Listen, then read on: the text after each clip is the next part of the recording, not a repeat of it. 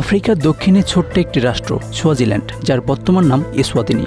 দেশটির উত্তর পূর্ব দিকে মোজাম্বিক এবং উত্তর পশ্চিম ও দক্ষিণে দক্ষিণ আফ্রিকার সঙ্গে সীমান্ত রয়েছে। এটি আফ্রিকার ক্ষুদ্রতম দেশগুলোর মধ্যে অন্যতম।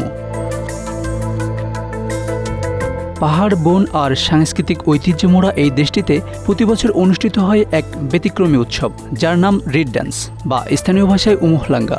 8 দিনব্যাপী চলে এই অনুষ্ঠান। উৎসবটির উদ্দেশ্য, সরকারি ভাষায় বলা হয়, এটি নারীর পবিত্রতা, সংস্কৃতি আর ঐতিহ্য রক্ষার প্রতীক, কিন্তু বাস্তব চিত্র অনেক জটিল।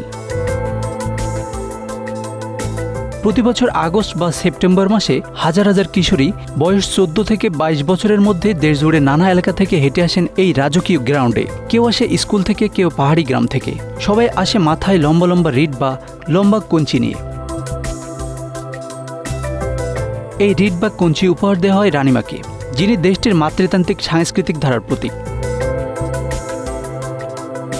এরপরেই শুরু হয় মূল আকর্ষণ, নৃত্যানুষ্ঠান। হাজার হাজার কিশোরী প্রথাগত পোশাক পরে, গলায় ও কোমরে রঙিন পুঁথির মালা পরে নগ্ন পা নিয়ে শুরু করে দলবদ্ধ নৃত্য। তারা গায় ঐতিহ্যবাহী গান, ছন্দে ছন্দে নাচে আর তাদের দিকে তাকিয়ে থাকেন দেশের রাজা মসওয়াতিনি তৃতীয়, তার পরিবার ও রাজপ্রাসাদের অতিথিরা। এই উৎসব অনেকের কাছে নিছক ঐতিহ্য, সংস্কৃতির বহিঃপ্রকাশ। কিন্তু প্রশ্ন ওঠে, যখন এই হাজার হাজার কিশোরীর মধ্য থেকে রাজা পছন্দ করে নেন তার ভবিষ্যৎ স্ত্রীকে। হ্যাঁ, এটি শুধু সংস্কৃতি নয়, এটি একই সঙ্গে বিয়ের প্রথাও। রাজা মসওয়াতিনি তৃতীয় ইতিমধ্যেই 15 জন স্ত্রীকে গ্রহণ করেছেন, যার মধ্যে অনেকেই পূর্বের রিড ড্যান্স থেকে নির্বাচিত।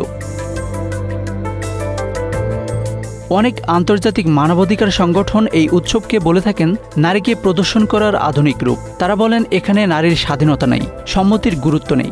অনেক সময় স্কুল বন্ধ করে মেয়েদেরকে পাঠানো হয় এই উৎসবে অংশ নিতে। দরিদ্র পরিবারগুলো মনে করেন, রাজা যদি তাদের মেয়েকে পছন্দ করে, তবে সেটা তাদের সৌভাগ্যের ব্যাপার। তবে সবাই এমনটা ভাবে না। অনেক কিশোরী এই উৎসবে অংশ নিয়ে নিজেদের গর্বিত মনে করেন। তারা বলে, এটা তাদের ঐতিহ্য।